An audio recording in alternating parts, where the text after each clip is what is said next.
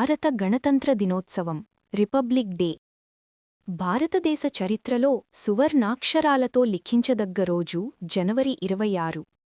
ప్రతి సంవత్సరం ఈ రోజున మనం గణతంత్ర దినోత్సవం రిపబ్లిక్ డే జరుపుకుంటాం. కుల, మత, ప్రాంతీయ భేదాలు లేకుండా భారతీయులందరూ జరుపుకునే గొప్ప జాతీయ పండుగ ఇది.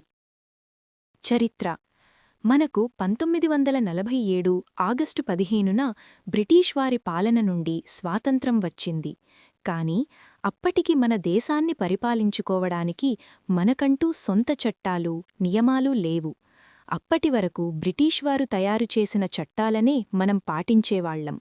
మనకంటూ ఒక పటిష్టమైన రాజ్యాంగం ఉండాలని భావించి రాజ్యాంగ పరిషత్తును ఏర్పాటు చేశారు.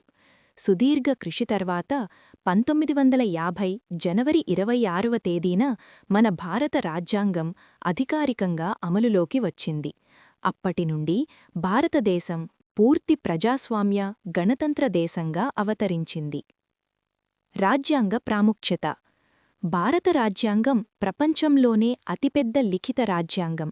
దీనిని రూపొందించడంలో రాజ్యాంగ నిర్మాత డాక్టర్ బిఆర్ అంబేద్కర్ గారి కృషి ఎంతో గొప్పది.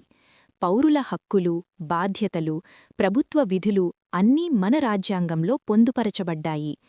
ప్రజల చేత, ప్రజల కొరకు, ప్రజలే ఎన్నుకునే ప్రభుత్వం మనకు లభించింది ఈరోజే.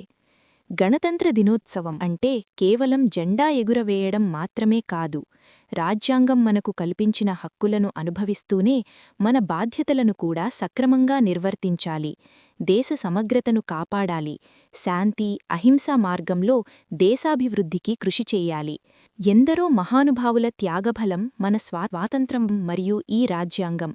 వారి ఆశయాలను నెరవేరుస్తూ భారతదేశాన్ని ప్రపంచంలోనే అత్యున్నత స్థానంలో నిలబెడదామని ఈ శుభదినాన ప్రతిజ్ఞ చేద్దాం. జై హింద్, జై భారత్.